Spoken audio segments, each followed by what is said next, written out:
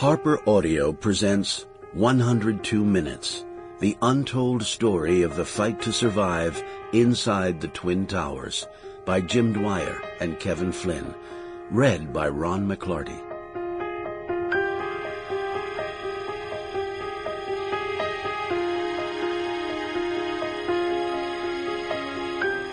For 102 minutes on the morning of September 11, 2001, 14,000 men and women fought for life at the World Trade Center. This recording aims to tell what happened solely from the perspective of the people inside the Twin Towers, office workers, visitors, and the rescuers who rushed to help them. Their accounts are drawn from 200 interviews with survivors and witnesses, thousands of pages of transcribed radio transmissions, phone messages, emails, and oral histories. The immediate challenges these people faced were not geopolitical, but intensely local.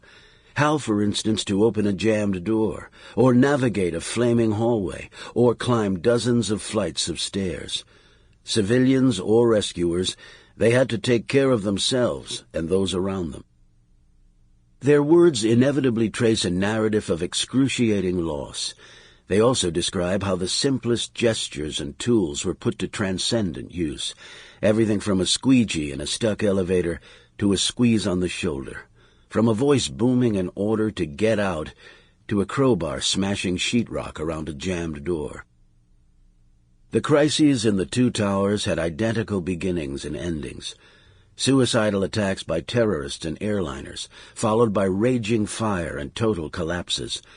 Yet the events in each tower ran on different clocks and took different courses. The North Tower was hit first, at 8:46:30, 16 minutes and 29 seconds before the strike against the South Tower at 9:02:59. This gap between crashes afforded some opportunity to begin an evacuation in the South Building before the second plane flew into it. Conversely, the South Tower, though hit second, was the first to fall, collapsing at 9:58:59, 29 minutes and 26 seconds before the North Tower, in effect giving notice that total calamity was not only possible, but also imminent, and thus providing a chance for rescuers to pull out of the North Building. In heartbreaking measure, many people could not take hold of those fleeting opportunities. During those two intervals, and ultimately across the entire 102 minutes, decades of struggle over safety in skyscrapers and over the sensible operation of New York's emergency services would come to shattering ends. Nothing can diminish the culpability of the hijackers and their masters in the murders of September 11, 2001, which stand beyond mitigation as the defining historical truth of the day. The ferocity of the attacks meant that innocent people lived or died because they stepped back from a doorway, or hopped onto a closing elevator, or simply shifted their weight from one foot to another.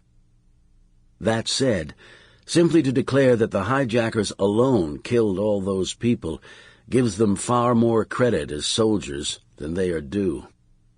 The buildings themselves became weapons.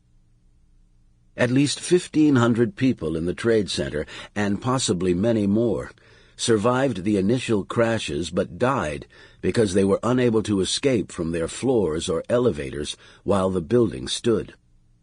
Those people were not killed by the planes alone any more than passengers on the Titanic were killed by the iceberg. With 102 minutes in the North Tower and 56 minutes in the South, thousands of people had time to evacuate. And did.